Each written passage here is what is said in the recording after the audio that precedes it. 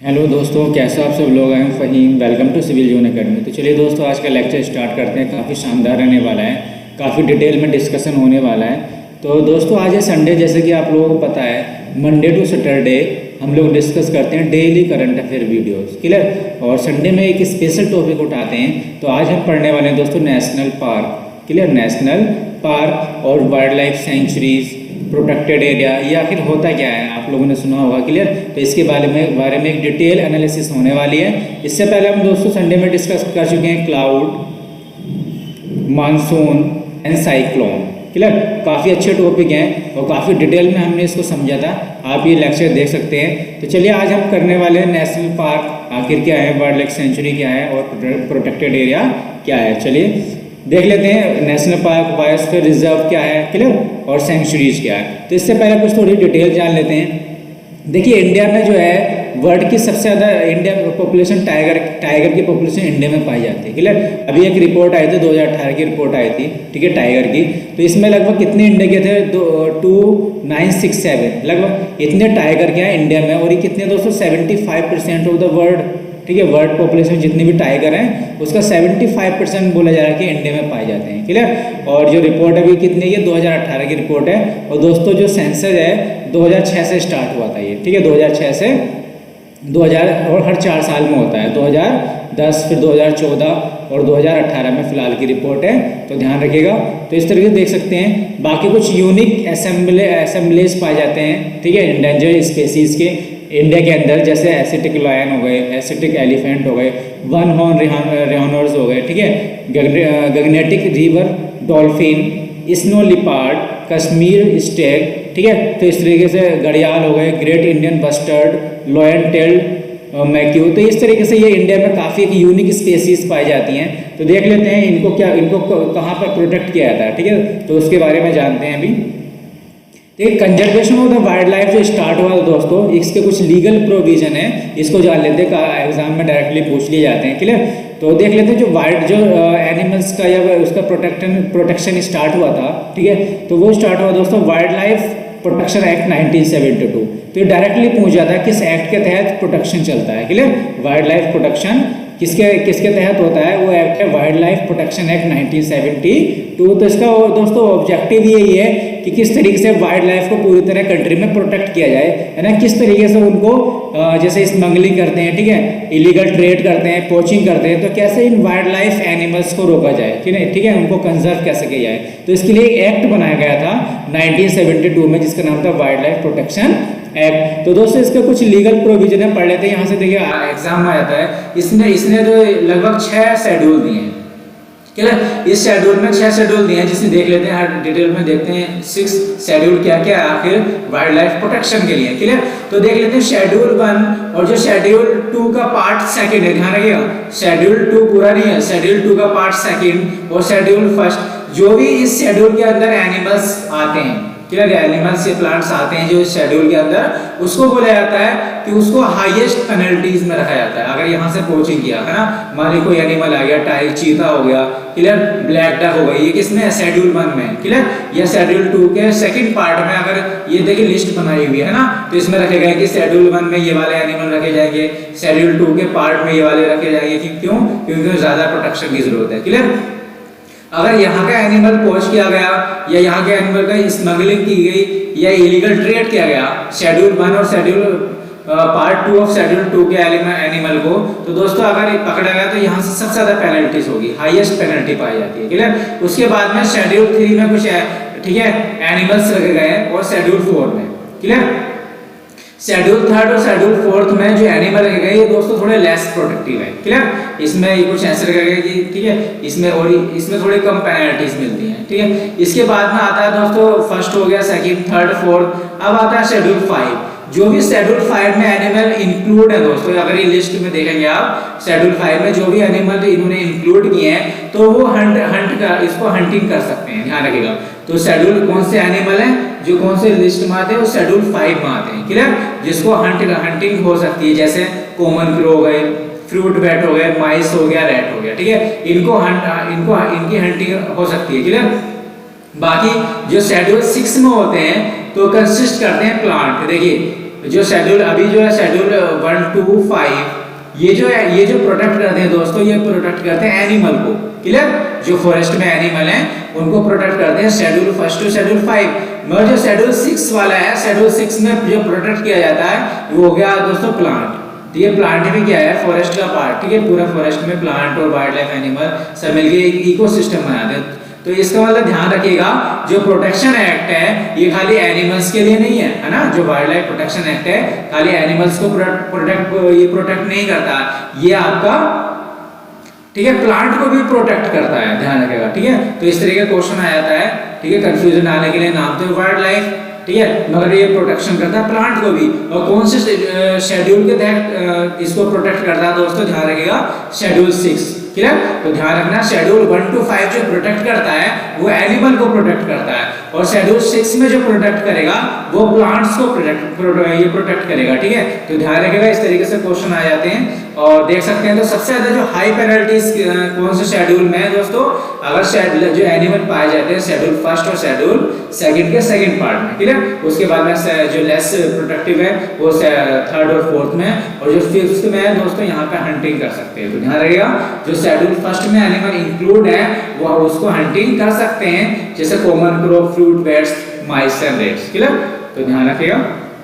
अब देखते हैं बाकी हमारे जो कॉन्स्टिट्यूशन क्या कहता है प्रोटेक्शन के लिए, अगर एनिमल प्रोटेक्शन है या फॉरेस्ट में का प्रोटेक्शन के लिए कॉन्स्टिट्यूशन क्या था। तो ये दोस्तों, ये कॉन्स्टिट्यूशन में ये जो सब्जेक्ट आता है फॉरेस्ट का या वाइल्ड लाइफ का, ये कंकरेंट लिस्ट में आता है। देखिए 3 तरह की लिस्ट होती है, आपने देखा होगा, ठीक है। स्टेट लिस्ट, सेंटर लिस्ट और कंकरेंट लिस्ट, ठीक है। कंकरेंट लिस्ट, ठीक है। हर लिस्ट में जो सेंटर लिस्ट होती है इसमें सेंटर के सब्जेक्ट होते हैं, है ना।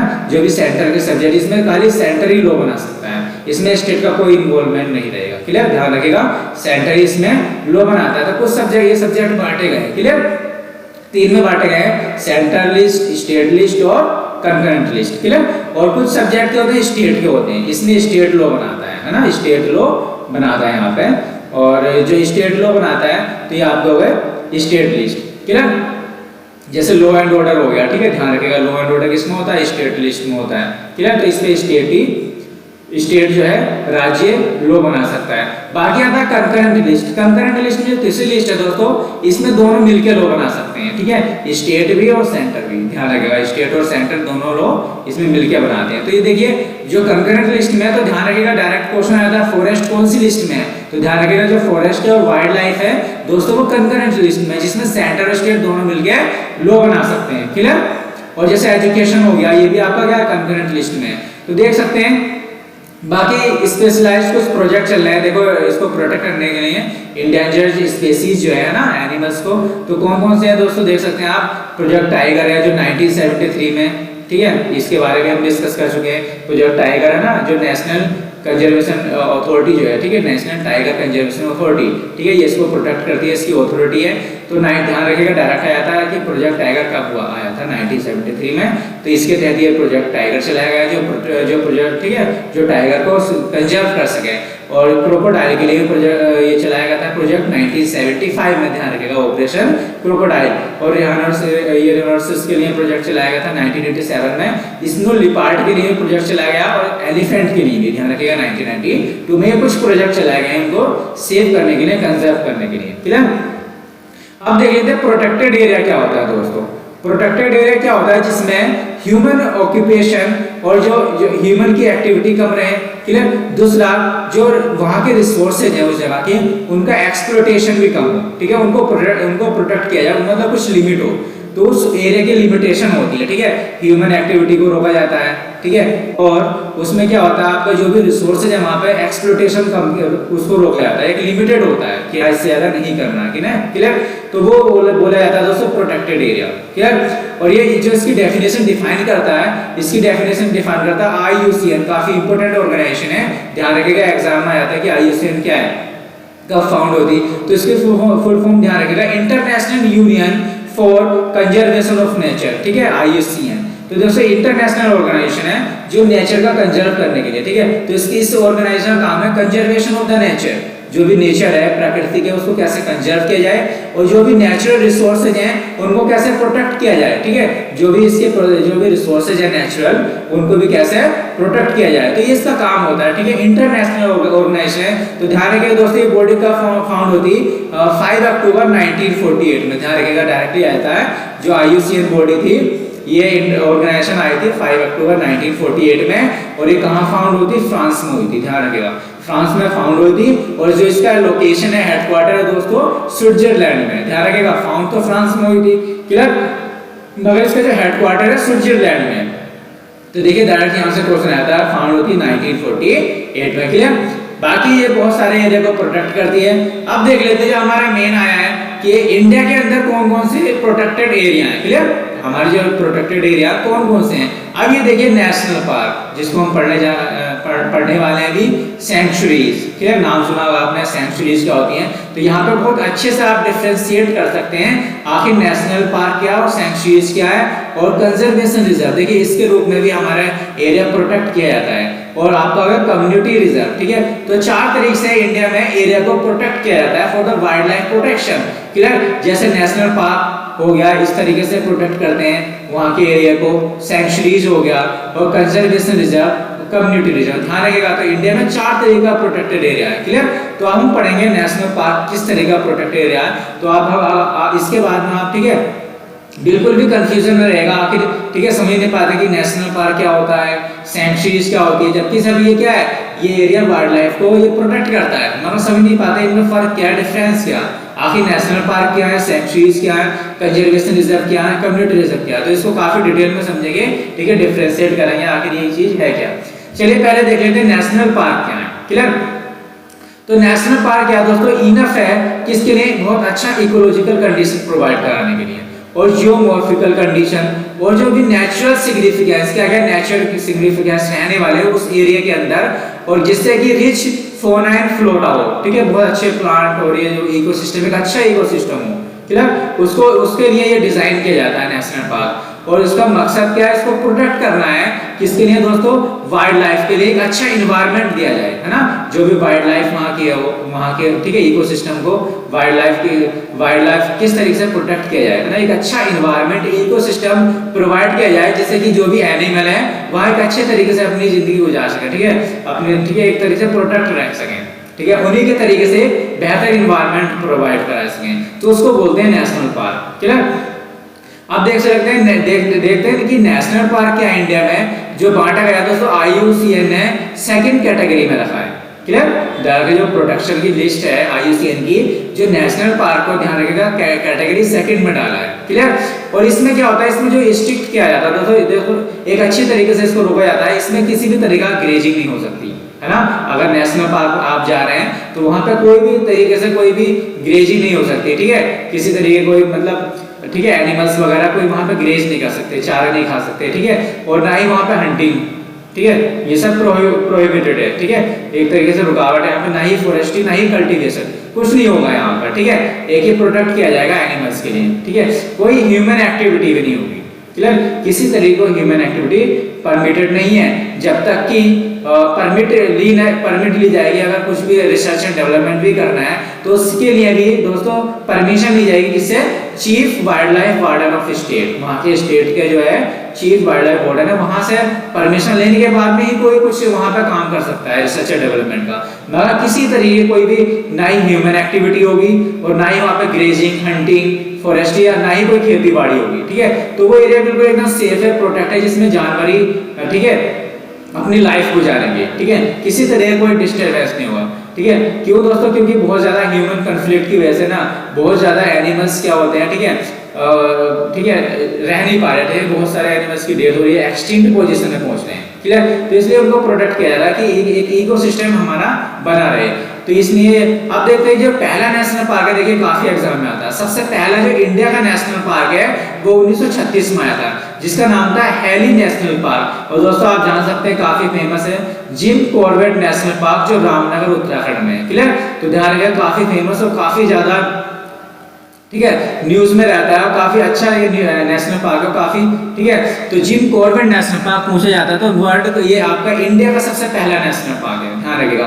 और इसका नेशनल पार्क क्या नाम है इसका, पहले था इसका जब 1936 में बना था तो इसका नाम था हेनली नेशनल पार्क, बाद में इसका नाम चेंज कर दिया था जिम कॉर्बेट नेशनल पार्क, तो ध्यान रखिएगा। बाकी देख सकते हैं इसमें 104 जो है दोस्तों, हमारे इंडिया में कितने नेशनल पार्क हैं, लगभग 104 नेशनल पार्क हैं। क्लियर, ध्यान रखिएगा 104 नेशनल पार्क हैं। ठीक है, वो कितने एरिया में बसे हुए हैं, लगभग हमारा जो इंडिया का ज्योग्राफिकल एरिया है कंट्री का, तो लगभग 1.23% इतने एरिया में ये नेशनल पार्क है। क्लियर, तो देख सकते हैं। अब देख लेते हैं कि वाइल्ड लाइफ सेंचुरी क्या है ना। अभी हमने नेशनल पार्क पढ़ लिया, वो भी प्रोटेक्टेड एरिया है, वो भी प्रोटेक्ट करती है एनिमल को, और वाइल्ड लाइफ सेंचुरी भी प्रोटेक्ट करती है एनिमल को। तो ये भी दोस्तों क्या है, ये भी इसको जो नोटिफाई करता है, ध्यान रखिएगा, वाइल्ड लाइफ सेंचुरी कोई भी अगर नोटिफाई करता है कि हाँ स्टेट में इसको वाइल्ड लाइफ सेंचुरी बनाया जाए, तो कौन बनाता है, वो स्टेट गवर्नमेंट के हाथ में रहता है, ध्यान रखिएगा। ठीक है, स्टेट गवर्नमेंट अगर चाहेगी तो वाइल्ड लाइफ सेंचुरी उसको लगेगा कि हाँ यहाँ पे वाइल्ड लाइफ सेंचुरी बनानी चाहिए जो एनिमल को प्रोटेक्ट कर सके, तो स्टेट के हाथ में रहता है, हर स्टेट की गवर्नमेंट के। ठीक है, हर राज्य की। तो वो कब करेगी, अगर उनको लगता है कि हाँ ये एरिया एडुकेट है, अच्छा एरिया है इकोलॉजिकल के लिए, फैनल के लिए, फ्लोरल के लिए, और अच्छा नेचर है, और जूलॉजिकल सिग्निफिकेंस जो भी है वहाँ के एनिमल्स के लिए काफी अच्छा है, तो उस पर्पस के लिए वो एरिया को क्या कर सकती है, नोटिफाई कर सकती है स्टेट गवर्नमेंट। क्यों, क्योंकि दोस्तों प्रोटेक्ट कर सकते हैं, प्रोपेगेटिंग कर सकते हैं, और डेवलपिंग द वाइल्ड लाइफ, और अच्छा इन्वायरमेंट प्रोवाइड करा सकते हैं जो भी वहाँ के जानवर हैं। ठीक है, वाइल्ड लाइफ एनिमल्स हैं। क्लियर, किसको छोड़ गए, जो पहले से प्रोटेक्टेड एरिया है ना, जो पहले से प्रोटेक्ट, मान लो नेशनल पार्क है, नेशनल पार्क को वाइल्ड लाइफ सेंचुरी नहीं बनाएंगे, अगर नेशनल पार्क है तो वो तो पहले से प्रोटेक्टेड है। जो एरिया प्रोटेक्टेड नहीं है उसको उसको छोड़कर बनाया जाएगा, क्लियर, तो वाइल्ड लाइफ सेंचुरी होगा। तो ध्यान रखिएगा। आप देखिए, एक क्वेश्चन उठता है कि नेशनल पार्क का भी ये काम रहता है कि एरिया को प्रोटेक्ट करना, और जबकि वाइल्ड लाइफ सेंचुरी का भी काम है, तो आगे इसमें फर्क क्या, क्यों इसको बनाया जा रहा है। तो यहाँ पे देखिए हम डिफरेंशिएट कर सकते हैं, यहाँ पे फर्क देख सकते हैं। देखिए अगर नेशनल पार्क बनाया गया है, तो नेशनल पार्क बनाया गया तो देखिए उसमें कुछ राइट्स आ जाते हैं। ठीक है, ह्यूमन राइट्स, पीपल जो वहाँ रहते हैं उसके कुछ ह्यूमन राइट्स की कंडीशन आ जाती है। अगर सेंचुरी में क्या होता है दोस्तों, अगर हमने देखा जो नेशनल पार्क था उसमें किसी तरीके का भी कोई भी अलाउड नहीं है, ना ही कोई किसी के राइट्स अलाउ है, ह्यूमन राइट्स, ना ही वहाँ पे ग्रेजिंग कर सकते हैं, है ना, और ना ही घूम सकते हैं, कुछ नहीं है वहाँ पे, कोई ह्यूमन एक्टिविटी नहीं कर सकते। मगर सेंचुरी में दोस्तों कुछ जो है कुछ रेगुलेट कर सकते हैं, कुछ छूट दी गई है ना सेंचुरीज में। तो क्या छूट दी गई है इसमें, कुछ जो है आप थोड़ा जो है यहाँ से जो है चीफ वाइल्ड लाइफ वार्डन क्या है, कुछ उसको रेगुलेट कर सकता है और कंट्रोल कर सकता है। ठीक है, तो इसके कंपैरिजन में कुछ छूट दी गई है ना, थोड़ी बहुत ह्यूमन एक्टिविटी अगर जरूरत है तो हो सकती है। ठीक है, वाइल्ड लाइफ सेंचुरी में, और ग्रेजिंग वाला अगर ठीक है कुछ परमिशन से हो सकते हैं, कुछ भी थोड़ी बहुत एक्टिविटी यहाँ पे हो सकती है, कुछ छूट दी गई है।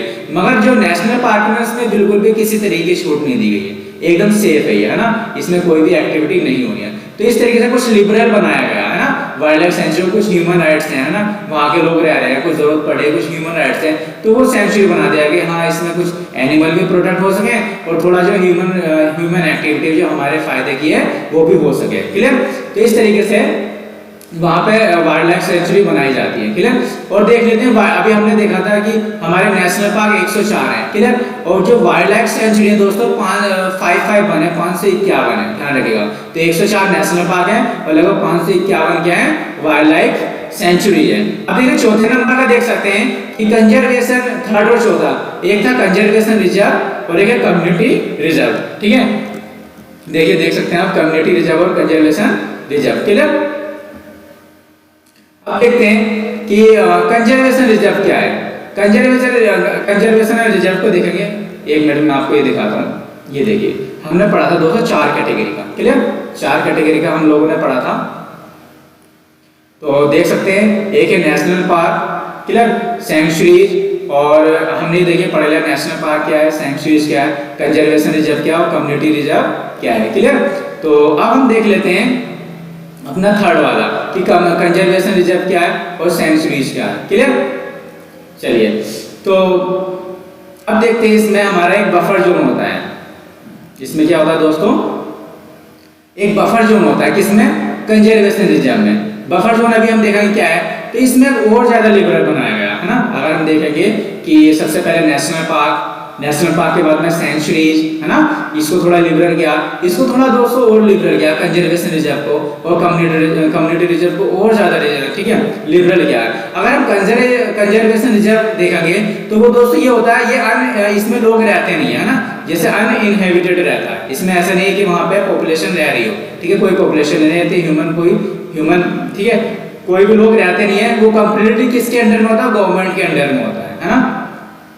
बट यूज कर सकते हैं उस एरिया को। देखिए वो एरिया क्या होता है, अगर हम कंजर्वेशन रिजर्व की बात करेंगे, वहां पे कोई भी लोग रहते नहीं है, मगर वो जो एरिया होता है दोस्तों वो गवर्नमेंट के अंडर में होता है। बट इसमें क्या कर सकते हैं, इसमें यूज कर सकते हैं उस लैंड को, क्या सब्सिडेंस मतलब एग्रीकल्चर के लिए, वहाँ की कम्युनिटी जो है उसमें वहाँ उसको यूज कर सकती है ना, जो भी राइट्स है उसके, ठीक है, या ह्यूमन एक्टिविटी हो गई, ठीक है, एग्रीकल्चर कर सकते हैं, तो थोड़ा बहुत राइट्स मिल जाता है इसमें, अगर गवर्नमेंट इसको अलाउ करे तो, ठीक है। तो इस तरीके से ये थोड़ा और लिबरल है। इससे ज्यादा लिबरल दे सकते हैं कम्युनिटी रिजर्व। कम्युनिटी रिजर्व में दोस्तों ये प्राइवेटली आउंड होती है, जैसे ये गवर्नमेंट की लैंड थी, ये ठीक है, पर्टिकुलर यहाँ पे प्राइवेट खरीद भी सकते हैं, प्राइवेट लैंड होती है। तो जितने भी ठीक है, तो यहाँ पे जैसे आदिवासी वगैरह सब लोग यहाँ पे रहते हैं, क्लियर। तो इस तरीके से उनके लिए एक उनको राइट्स प्रोवाइड करने के लिए, वहाँ के जो आदिवासी लोग हैं उनको राइट्स प्रोवाइड कराने के लिए, ठीक है, ट्राइबल लोग जो हैं, तो इस तरीके से लैंड को थोड़ा लिबरल और कर दिया गया है ना। तो आप जो भी लोग ये एक्टिविटी कर सकते हैं, ह्यूमन या एग्रीकल्चर कुछ भी कर सकते हैं। तो इस तरीके से 4 में बांटा गया है, नेशनल पार्क, सेंचुरीज, कंजर्वेशन और कम्युनिटी रिजर्व। ध्यान रखना, तो इसको ज्यादा सबसे ज्यादा प्रोटेक्टेड कौन सा दोस्तों जानेगा, नेशनल पार्क, उसके बाद में सेंचुरीज, फिर कंजर्वेशन रिजर्व, फिर कम्युनिटी रिजर्व। अब देख लेते हैं सबसे पहले जो इंट्रोड्यूस किया था वाइल्ड लाइफ, ये क्या था, जो प्रोटेक्शन किया था 2002 में, क्लियर। इसको अमेंड कर गया, प्रोटेक्शन है 1992 में, क्लियर। तो चलिए देख लिया, चारों को आपने समझ लिया। अब हम देखते हैं, काफी न्यूज में आता है बायोस्फीयर रिजर्व क्या है, ठीक है, काफी क्वेश्चन भी आता है बायोस्फीयर रिजर्व क्या, आखिर ये क्या चीज है। नेशनल पार्क पढ़ लिया, सेंचुरीज देख लिया आपने, है ना, और कम्युनिटी रिजर्व देख लिया, कंजर्वेशन रिजर्व देख लिया। अब देख लेते हैं हम कि बायोस्फीयर रिजर्व क्या है। तो दोस्तों बायोस्फीयर रिजर्व क्या है, काफी बड़ा कॉन्सेप्ट है, ये एक इकोसिस्टम वाला कॉन्सेप्ट है, कंजर्वेशन ऑफ द इकोसिस्टम, है ना। इकोसिस्टम में सब कुछ आ गया, लैंड, वाटर, ठीक है, एनिमल्स, और जो भी सब चीज होती है एरिया के अंदर एक दूसरे पे जो डिपेंड रहती है उसको बोलते हैं इकोसिस्टम, है ना। तो पूरे एक ये जो बायोस्फीयर रिजर्व बड़ा कॉन्सेप्ट हो गया, ये जो दोस्त हो गया, ये पूरे इकोसिस्टम को कंजर्व करने के लिए हो गया, है ना, चाहे लैंड हो, वाटर हो, पूरे तरीके से लॉ एंड ऑर्डर प्रोवाइड कराता है, ना, एक सस्टेनेबिलिटी प्रोवाइड कराता है, जो मैनकाइंड का इन्वायरमेंट पे इम्पैक्ट कैसे रोका जाए, है ना, मैनकाइंड का जो इम्पैक्ट है इन्वायरमेंट में कैसे रोका जाए, वो बायोस्फीयर रिजर्व होता है, क्लियर। मेन इसका पर्पस का एम क्या है, एम ये दोस्तों, इसमें क्या होता है, एक साइंटिफिक रिसर्च कर सके, एक इन्वायरमेंटल कम्युनिटी जो है यहाँ पे कुछ रिसर्च कर सके, और उनको क्या क्या मेजर लेने चाहिए उस एरिया को प्रोटेक्ट करने के लिए, वहाँ के प्लांट्स को, वहाँ के एनिमल स्पीसीज को, वहाँ के जो भी रिसोर्सेज हैं उन सबको कैसे प्रोटेक्ट किया जाए, ठीक है। इस तरीके से ये उसको हेल्प करता है, एक रिसर्च एंड डेवलपमेंट का भी काम करता है बायोस्फीयर रिजर्व, क्लियर। एक इसको रिजर्व कर देते हैं कि हाँ इसमें कुछ एक्टिविटी की जाए, कुछ रिसर्च की जाए कि कैसे प्लांट को बढ़ा के कैसे ग्रोथ किया जाए, कैसे वहाँ के एनिमल स्पीसीज है कैसे उनकी डील की जाए, है ना, कैसे उनके लिए रिसोर्स प्रोवाइड किया जाए। तो पूरे एक ब्रॉड कंसेप्ट है, पूरे एक इकोसिस्टम को कैसे रिजर्व किया जाए, तो उसको बोलते हैं बायोस्फीयर रिजर्व, जिसमें लिथोस्फीयर भी होता है, ठीक है, हाइड्रोस्फीयर भी होता है ना, और एटमॉस्फेयर भी होता है। देखिए आपने देखा होगा इस तरीके से पिक्चर, है ना, एक ब्रॉड कॉन्सेप्ट है दोस्तों, जिसमें ये तीनों पार्ट होते हैं। देखिए अगर मान लो कि लिथोस्फीयर है ना, लिथोस्फीयर, और ये आपका हाइड्रोस्फीयर मतलब जिसमें पानी, वाटर बॉडीज वगैरह, लिथो मतलब लैंड वगैरह, है ना, और तुम्हारा एटमॉस्फेयर 3 वर्ड होते हैं। एटमॉस्फेयर क्या होता है दोस्तों, वायुमंडलीय, है ना, लिथोस्फीयर तुम्हारे लैंड वगैरह जमीन, और हाइड्रोस्फीयर तुम्हारा वाटर बॉडीज। इन तीनों का जो कॉमन एरिया हो गया, देखो हम अगर तीनों को मिलाएंगे, ये देखिए ये एरिया हो गया, ये हो गया, ये हो गया, इन तीनों का जो कॉमन एरिया हो गया इसको बोलते हैं दोस्तों बायोस्फीयर रिजर्व, इसको बोलते हैं बायोस्फीयर, ठीक है। तो इसको बोलते हैं दोस्तों बायोस्फीयर, जो तीनों का कॉमन पार्ट होगा, ठीक है। तो इस इकोसिस्टम को कैसे प्रोटेक्ट किया जाए उसको बोलते हैं बायोस्फीयर रिजर्व। तो एक ब्रॉड कॉन्सेप्ट है, क्लियर, इन्वायरमेंटल प्रोटेक्शन के लिए, क्लियर। तो इसमें देख लेते हैं 3 जोन बनाए गए, ध्यान रखिएगा कौन कौन से जोन है, कोर जोन है इसके अंदर, है ना, जो हम देख रहे हैं ना ये वाला बायोस्फीयर रिजर्व, इनमें 3 जोन है, ठीक है। 3 कौन कौन से हैं, कोर एरिया, इसमें कोर एरिया होता है, बफर जोन होता है ना, और ट्रांजिशन जोन होता है। तो देख लेते हैं कौन सा है ये। देखिए यह एक बनाया गया है। देखिए यहाँ पे जो सबसे जो अंदर है इस जो और जो सबसे प्रोटेक्टेड है इसको बोलते हैं दोस्तों कोर जोन, जो सबसे अंदर है। तो कोर जोन, इसके बाद में आ गया दोस्तों बफर जोन, है ना, और इसके बाद में जो ऊपर वाली लेयर हो गई दोस्तों ये हो गई ट्रांजिशन जोन। तो ध्यान रखिएगा 3 जोन में बांटा गया है प्रोटेक्टेड, ये पूरे उसको बायोस्फीयर को, है ना, किसको, बायोस्फीयर को 3 जोन में बांटा गया है, core zone, buffer zone, transition zone. देखिए कोर जोन जो होता है सबसे अंदर का पार्ट हो गया, मतलब जो सबसे मोर प्रोटेक्टेड, जिसमें कोई भी ह्यूमन एक्टिविटी नहीं होगी, कोई भी एग्रीकल्चर नहीं होगा, ठीक है, एकदम सेफ रहेगा, जो वाइल्ड लाइफ एनिमल और प्लांट्स के लिए बिल्कुल ही सेफ है, वो एरिया कहलाता है कोर जोन, जिसमें कोई एक्टिविटी नहीं होने वाली है, जैसे नेशनल पार्क हो गया, है ना, थोड़ा पार्ट ले सकते हैं सैंक्चुरीज वगैरह। उसके बाद में जो इसके बाहर का एरिया होता है कंटिन्यूअस एरिया, उसके बाद का उसको बाहर का एरिया होता है दोस्तों बफर जोन। इसमें थोड़ी बहुत परमिशन मिल जाती है, क्या मिल जाती है, परमिशन, क्लियर, जो भी वाइल्ड लाइफ बोर्ड है वहां से परमिशन मिल जाती है। तो थोड़ी बहुत जो भी अगर हम कोई भी साइंटिफिक रिसर्च करना चाह रहे हैं या कोई भी ग्रेजिंग या कोई भी कुछ भी किसी तरह की एक्टिविटी जो फायदे की है वो करना चाह रहे हैं, तो यहाँ से जो बोर्ड है वाइल्ड लाइफ का, यहाँ से परमिशन लेकर कुछ एक्टिविटी हम देख सकते हैं, किसमें, बफर जोन में। सबसे लास्ट वाला जो एरिया हो गया इसके कंटिन्यूअस हो गया, ये हो गया आपका ट्रांजिशन जोन, क्लियर। जो ट्रांजिशन जोन होता है इसमें से बाहर वाला एरिया होगा, ये सबसे लेस प्रोटेक्टिव होगा। इसमें क्या होता है दोस्तों, ह्यूमन सेटलमेंट होता है, लोग यहाँ पे रह भी सकते हैं। यहाँ पे क्या होता था, ह्यूमन एक्टिविटी जो भी काम कर सकते हैं, अपना एग्रीकल्चर कर सकते हैं। तो ये जो एरिया है ये दोस्तों ये ट्रांजिशन जोन का हो गया, यहाँ पे ह्यूमन सेटलमेंट हो गया, जो भी एक्टिविटी जो भी काम कर सकते हैं सब कुछ कर सकते हैं यहाँ पे, है ना। इसके बाद में बफर जोन और सबसे प्रोटेक्टेड हो गया कोर जोन। तो कोर जोन में हमारा नेशनल पार्क, सैंक्चुरीज वगैरह, तो दोस्तों ये कोर जोन में हो गई। फिर बफर जोन हो गया जिसमें हम थोड़ी परमिशन ले सकते हैं, या साइंटिफिक पर्पस से या कोई भी एक्टिविटी के हमें जो फायदेमंद हो, तो इस वजह से हम बोर्ड से परमिशन ले सकते हैं, वाइल्ड लाइफ बोर्ड से। इसके बाद में ट्रांजिशन एरिया होगा, सबसे बाहर का एरिया होगा, सबसे कम प्रोटेक्टिव है, जिसमें ह्यूमन सेटलमेंट होता है, क्लियर। तो ध्यान रखिएगा, काफी अच्छा इंपॉर्टेंट है। अब देख लेते हैं दोस्तों, पूछा जाता है एग्जाम में पर्पस क्या है, आखिर बायोस्फीयर रिजर्व का पर्पस क्यों आखिर बनाया जा रहा है दोस्तों। इसका मकसद है दोस्तों इन सीटू, ध्यान रखिएगा वर्ड आता है इन सीटू, एक होता है एक्स सीटू, ध्यान रखिए। काफी एग्जाम में पूछा गया, चाहे यूपीएससी हो या पीसीएस हो, ठीक है, या एसएससी हो, सब में पूछा जाता है कि इन सीटू क्या है, एक्स सीटू क्या है। और तो आपको 4 ऑप्शन दे दिए जाएंगे, ये किसके अंदर में आता है, ये इन सीटू आता है, ये एक्स सीटू आता है ना। जैसे नेशनल पार्क दे दिया आपको, नेशनल पार्क पूछेगा क्या इन सीटू है, एक्स सीटू है, या बोटेनिकल गार्डन दे दिया आपको, है ना, बोटेनिकल गार्डन हो गया, है ना, ये जू वगैरह हो गया, तो आपसे पूछेगा क्या ये इन सीटू है, एक्स सीटू है। तो हम पहले समझ लेते हैं आगे इन सीटू एक्स सीटू क्या होता है।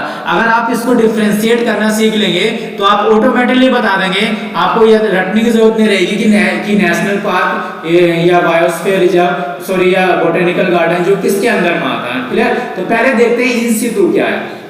इन सीटू का मतलब दोस्तों ये है कि मान लो कोई भी एरिया, हम मान लो हमें वाइल्ड लाइफ को प्रोटेक्ट करना, मान लो चीता या जो भी एनिमल्स हैं इनको प्रोटेक्ट करना, है ना। तो प्रोटेक्ट हमें ऐसी जगह करना कि वहीं करें जहां पर रहते हैं दोस्तों, उसी जगह प्रोटेक्शन स्टार्ट कर दें, उस एरिया को एक बाउंड्री बना दें, उसकी लिमिट कर दें कि हाँ इस एरिया में कोई नहीं जाएगा, ये एनिमल्स का एरिया होगा, ठीक है। तो उस एरिया को बोलते हैं इन सीटू मतलब उसकी जगह, है ना, किसी दूसरी जगह उन जानवरों को, उन प्लांट्स को नहीं ले जाया गया, उसको बोलते हैं इन सीटू। इसके अपोजिट होता है दोस्तों एक्स सीटू। एक्स सीटू में क्या होता है कि वहां की जो भी रिसोर्सेज हैं, जो भी एनिमल्स हैं, जो भी प्लांट्स हैं, वहां से निकाल कर किसी एक दूसरी जगह में उनको सेव किया जाए, उनको प्रोटेक्ट किया जाए, उनको कंजर्व किया जाए, उसको बोलते हैं एक्स सीटू, मतलब रिलोकेशन, है ना, किसी दूसरी जगह में जहां पर वो रहते थे उसकी अदर जगह में अदर पोजीशन देकर उनको सेट किया जाए, उसको बोलते हैं एक्स सीटू। समझ गए, तो समझ में आ गया इन सीटू मतलब उसी जगह। तो आप देख सकते हैं अगर नेशनल पार्क है दोस्तों, नेशनल पार्क है तो नेशनल पार्क में क्या होता है, वही एरिया प्रोटेक्ट किया जाता है जहां पर वो रहते हैं। ये सैंक्चुरीज है, वही एरिया प्रोटेक्ट किया जाता है जहां पर वो रहते हैं, एनिमल्स वगैरह, प्लांट्स, तो वही उसको प्रोटेक्ट कर देते हैं, है ना, प्रोटेक्टेड एरिया। तो आप कह सकते हैं जो नेशनल पार्क हो गया, सैंक्चुरी हो गया, वो इन सीटू हो गया। अगर एक्स सीटू, जैसे मैंने आपसे बोला बोटेनिकल गार्डन, या मैंने बोला आपसे जू, तो जू देखते हैं आप देखते हैं दोस्तों, देखिए दिल्ली में भी, सिटी में देखेंगे, दिल्ली में जू है, नैनीताल में जू है ना, बहुत सारी सिटी में आपको जू देखने मिलेगा। क्या वो वहां पर ये रहते थे? नहीं, वो एरिया उनको कहीं से लाया गया है ना, कहीं से उनको कहीं दूसरी जगह से उनको यहाँ पे लाया गया और यहाँ पे उनको प्रोटेक्ट किया जा रहा है ना। जू में या आप कहते हैं बोटेनिकल गार्डन, देखिए जू में क्या होता है, जू में एनिमल्स होते हैं, है ना, उनको प्रोटेक्ट किया जाता है, काफी सारे एनिमल देखने मिलेगा। और जो बोटेनिकल गार्डन होते हैं दोस्तों, ये गार्डन बनाए जाते हैं बोटेनिकल गार्डन, जो ये भी एक्स सिद्धू हैं, ये भी कहीं दूसरी जगह से लाकर और यहाँ पे इनको प्रोटेक्ट किया जाता है। क्लियर? तो समझ में आ गया इन सिद्धू एक्स सिद्धू। तो इन सिद्धू क्या है, जिसको वहीं उसी एरिया में उसी लोकेशन में जहाँ रहते थे वहीं उनको प्रोटेक्ट किया जा रहा है, वहीं का एरिया रिजर्व किया जा रहा है। क्लियर? और एक्स सिद्धू में बाहर से लाए जा रहे हैं और उनको वहां पर उनको उस तरीके से कंडीशन दी जा रही है, ठीक है, एक नीचे दिया जा रहा है कि इस तरीके से उनको प्रोटेक्ट किया जाए, कंजर्व किया जाए, वो कहलाता है एक्स सिद्धू। तो आप समझ सकते हैं नेशनल पार्क, है ना, क्योंकि वहीं प्रोटेक्ट करते हैं, तो इन सिद्धू में आ गया, ठीक है, और सेंचुरी इन सिद्धू आ गया। और आपका बोटेनिकल गार्डन, देखिए एग्जाम आया हुआ बोटेनिकल गार्डन एक्स सिद्धू इन सिद्धू है, तो दोस्तों बोटेनिकल गार्डन में बाहर से प्लांट लाए जाते हैं किसी दूसरी जगह, है ना, तो क्या होता है, ये एक्स सिद्धू में आ गया, है ना। और जैसे जू वगैरह, जू तो अलग बनाया था, तो ये भी एक्स सिद्धू में आ गया। क्लियर? तो आप अच्छी तरह से आप डिफरेंशिएट कर सकते हैं, काफी एग्जाम में आता है इन सिद्धू क्या है, एक्स सिद्धू क्या। क्लियर? अब देख लेते हैं जो बायोस्फीयर रिजर्व हम पढ़ रहे हैं दोस्तों, ये लगभग इंडिया के अंदर कितने, लगभग 18 हैं। ध्यान रखिएगा, इंडिया के अंदर जो बायोस्फीयर रिजर्व बनाए गए हैं कितने हैं, टोटल 18 हैं। और इसके अंदर भी और प्रोटेक्शन के लिए या और वर्ल्ड में नेटवर्क प्रोवाइड कराने के लिए 11 किसमें दे दिए दोस्तों, यूनेस्को लिस्ट में दे दिए। यूनेस्को क्या है, इंटरनेशनल ऑर्गेनाइजेशन है, यूनाइटेड नेशन एजुकेशनल, ठीक है, साइंटिफिक एंड कल्चरल ऑर्गेनाइजेशन, इसकी फुल फॉर्म है। ठीक है, देखिए यूनेस्को कब आए थे, इसकी हिस्ट्री पढ़ लेते हैं। यूनेस्को दोस्तों 1945 में इसका फाउंड हुआ था। ठीक है, रिसर्च एंड डेवलपमेंट के लिए भी है, ठीक है, एक हेरिटेज साइट भी प्रोवाइड कराता है, तो बहुत सारे काम है इसके। तो 1945 में ध्यान रखिएगा यूनेस्को आया था। ठीक है, और जो फाउंड हुआ था दोस्तों ये फ्रांस पेरिस में, ठीक है, तो पेरिस बेस्ड ऑर्गेनाइजेशन है, पेरिस में इसकी लोकेशन है यूनेस्को की, और 1948 में आया था। तो क्या हुआ था दोस्तों, अब जो है देखिए क्वेश्चन देखिए कंफ्यूजन के लिए कंफ्यूज में कर देता है कि क्या होता है। देखिए एक तो होता है बायोस्फीयर रिजर्व, अब आपको बताया मैंने बायोस्फीयर रिजर्व कितने होते हैं, 18 होते हैं। क्लियर? अब एक वर्ड आया कि बायोस्फीयर रिजर्व कौन से ऐसे बायोस्फीयर रिजर्व है जो यूनेस्को लिस्ट में है। इंडिया के बायोस्फीयर रिजर्व बताइए कितने यूनेस्को लिस्ट में है। तो दोस्तों इन 18 में से 11 जो बायोस्फीयर रिजर्व हैं वो यूनेस्को लिस्ट में डाले गए हैं। समझ ध्यान आया, 18 रिजर्व तो टोटल बायोस्फीयर रिजर्व इंडिया में, मगर उसमें से 11 बायोस्फीयर रिजर्व हैं वो यूनेस्को लिस्ट में है। यूनेस्को लिस्ट में मतलब एक ग्लोबल नेटवर्क प्रोवाइड कराने के लिए, इसको मतलब और ज्यादा प्रोटेक्ट करने के लिए, है ना, एक नेशनल लेवल पे इसका नेटवर्क पहुंचाने के लिए इसको बोलते हैं ग्लोबल नेटवर्क। ठीक है, तो इसलिए प्रोग्राम बनाया गया था यूनेस्को का मेप प्रोग्राम। क्या programme? Man and biosphere reserve. ठीक है, तो मेप प्रोग्राम के तहत इसको एक ग्लोबल नेटवर्क दिया जाता है ना, मान लो अदर कंट्री से भी कनेक्ट किया जाता है, क्लियर, फॉरेन कंट्री से भी। तो ध्यान रखिएगा 18 बायोस्फीयर रिजर्व है जिसमें से 11 हमारे यूनेस्को लिस्ट में, क्लियर।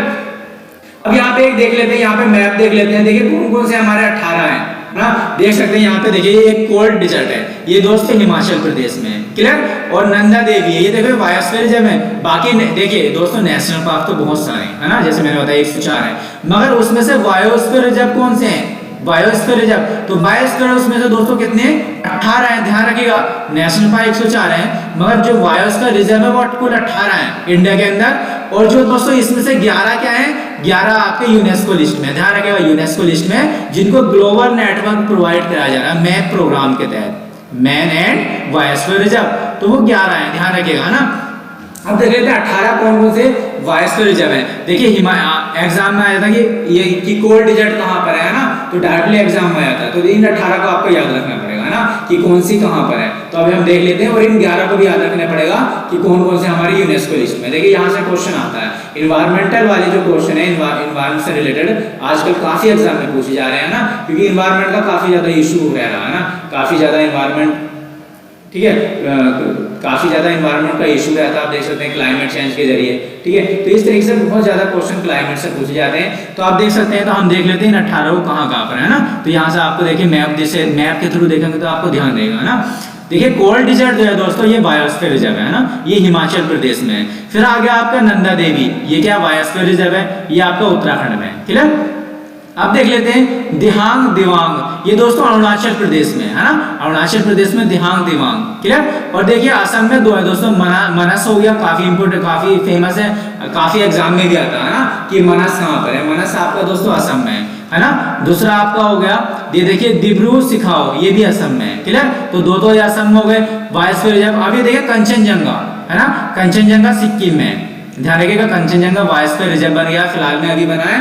तो ये कहाँ पर है दोस्तों, सिक्किम में। अब देख लेते हैं, देखिए एग्जाम में डायरेक्टली आया था कि नोकर्क कहाँ पर है, तो नोकर्क मेघालय में है ना, तो मेघालय में बायोस्फीयर रिजर्व है। अब देखते हैं रनोक पश्चिमी भी बायोस्फीयर रिजर्व, ये देखिए गुजरात में है ना। दूसरा देख लेते हैं ये एमपी में कौन कौन से हैं, पन्ना है, ठीक है, पन्ना है, ठीक है, एमपी में है। और ये पंचमरी है, ध्यान रखिएगा एमपी में कौन से हैं, पन्ना और पंचमरी। मध्य प्रदेश में, और जो दोस्तों छत्तीसगढ़ में है, छत्तीसगढ़ में अचानक मार अमरकंटक, ये छत्तीसगढ़ में है, ठीक है। और देखिए बहुत एग्जाम में आता है ये सिंपलीपाल है ना, ये सिंपलीपाल कहाँ पर है, उड़ीसा में, ध्यान रखिएगा। और सुंदरबन कहाँ पर है दोस्तों, ये भी बायोस्फीयर रिजर्व है, ये वेस्ट बंगाल में। क्लियर, तो देख ले। और आपका ये आंध्र प्रदेश में सेचिलम आंध्र प्रदेश में। और जो नीलगिरी है ये भी बायोस्फीयर रिजर्व है, ये देखिए यहाँ पे तमिलनाडु इसके बॉर्डर पर है, तमिलनाडु केरला की। क्लियर, और देख लेते हैं नीलगिरी हिल्स है ना दोस्तों, तो नीलगिरी हिल्स पर है ना, जो दोनों को टच करता है तमिलनाडु और केरला को। क्लियर, अगस्ता मलाया भी फिलहाल में बना है ना, तो ये भी तुम्हारा बायोस्फीयर रिजर्व है। और गल्फ ऑफ मन्नार ये बायोस्फीयर रिजर्व है। और ग्रेट निकोबार देखिए हमने अभी कल डिस्कस किया था पूरा है ना, अंडमान निकोबार, काफी का क्वेश्चन आते हैं यहाँ से, आप कल का लेक्चर देख सकते हैं, पूरा का बहुत ज्यादा क्वेश्चन पूछ जाते हैं अंडमान निकोबार से, तो पूरा डिटेल में डिस्कस किया था है ना। तो देखिए ग्रेट निकोबार जो सबसे मैंने बताया सबसे साउथ में कौन सा निकोबार है, ग्रेट निकोबार, तो ये दोस्तों ये बायोस्फीयर रिजर्व है। तो इस तरीके से आप इसको मैप देखेंगे डेली, ठीक है, तो आपको याद रहेगा। और ये 18 आपको याद रखने हैं, यहाँ से क्वेश्चन आ जाते हैं कि कौन सा बायोस्फीयर रिजर्व कौन सा राज्य में पाया जाता है। क्लियर, तो आप मैप के थ्रू देखेंगे तो चीजें याद रहती है ना, तो आपको इसको देख सकते हैं डेली, आपको इसको रिवीजन कर सकते हैं। अब देख लीजिए जो हमने बताया आपको कि 18 में से 11 किसके अंदर है, यूनेस्को लिस्ट के अंदर है, तो वो 11 कौन कौन से हैं है ना, तो इनको देख लेते हैं। देखिए ये हमें देखिए ध्यान रखना पड़ेगा ना, तो ये इससे क्वेश्चन आ जाते हैं, तो इसको देख लेते हैं 11 कौन कौन से। देखिए नीलगिरी वाला जो हमने दोस्तों अभी 18 पढ़े थे ऊपर, उसमें से 11 है ना। देखिए नीलगिरी हमने पढ़ा था, नीलगिरी कहाँ पर था, नीलगिरी देखिए हम देख सकते हैं, नीलगिरी देखिए यहाँ पर है ना, ये वाला केरला और इसकी। तो ये दोस्तों कौन सा है, बायोस्फीयर तो है मगर यूनेस्को लिस्ट में। क्लियर, अगर देख सकते हैं ये दोस्तों अब ये क्वेश्चन आ सकता है कि सबसे पहला यूनेस्को लिस्ट में कौन सा बायोस्फीयर था, तो दोस्तों 2000 में सबसे पहला बना था नीलगिरी, ध्यान रखिएगा क्वेश्चन इस तरीके से आता है, सबसे पहला जो यूनेस्को लिस्ट में बायोस्फीयर था वो था नीलगिरी, ध्यान रखिएगा। कब बना था, 2000 में। फिर उसके बाद में सब आता है 2001 में 2 बने, कौन कौन से, गल्फ ऑफ मन्नार, अभी हमने देखा सुंदरबन जो बंगाल में है ना, और ये तमिलनाडु में, ध्यान रखिएगा। नंदा देवी हमने पढ़ा दोस्तों उत्तराखंड में है ना, ये भी क्या है, यूनेस्को लिस्ट में, ध्यान रखिएगा 2004 में बना था है ना। और बाकी नोकर्क बायोस्फीयर रिजर्व ये भी आया था एग्जाम में, मेघालय में, ये कब बना था, 2009 में। और देखिए इस तरीके से याद रखते हैं, 2009 में 3 बने है ना, 2001 में 1 बना 2000 में, और 2001 में 2 बने है ना, कौन कौन से बने, गल्फ ऑफ मन्नार, सुंदरबन। 2004 में खाली एक ही बना था, नंदा देवी। और 2009 में 203 बनाए गए थे, कौन कौन से, नोकर्क जो मेघालय में है, और पंचामरी मध्य प्रदेश में, और सिंपलीपाल तुम्हारा उड़ीसा में। तो इन तीनों को कब बनाया था, 2009 में। और 2013 में दोस्तों एक बना था, वो देख सकते हैं अंडमान निकोबार, अभी हमने देखा जो सबसे नीचे था, great Nicobar biosphere reserve. Clear, और जो छत्तीसगढ़ में है दोस्तों ये 2012 में बना था, ठीक है, 2012 में बना था ये छत्तीसगढ़ में, और यहाँ से देख सकते हैं। और जैसे 2016 में दोस्तों अगस्त्य मलाई बना था ना, अगस्त्य मलाई कब बना था, 2016 में बना था। और 2018 में जो सबसे लास्ट में बना दोस्तों कंचनजंगा, तो ध्यान रखिएगा जो सबसे लास्ट में अभी फिलहाल में बना है वो सिक्किम में कंचनजंगा, तो देखो ध्यान रखिएगा। तो thank you everyone, stay safe and healthy दोस्तों। आप मुझे फॉलो कर सकते हैं फेसबुक पर, इंस्टाग्राम पर, और आप यहाँ से टेलीग्राम की लिंक ज्वाइन कर सकते हैं, टेलीग्राम से फ्री PDF मिल जाएगी दोस्तों please like subscribe and share. तो दोस्तों अगर आपको वीडियो अच्छा लगा हो तो प्लीज सब्सक्राइब कर देना, और नोटिफिकेशन के लिए बेल आइकन को दबाना मत भूलिएगा, जिससे आपको जो भी वीडियो अपलोड करूँ नोटिफिकेशन मिल जाए।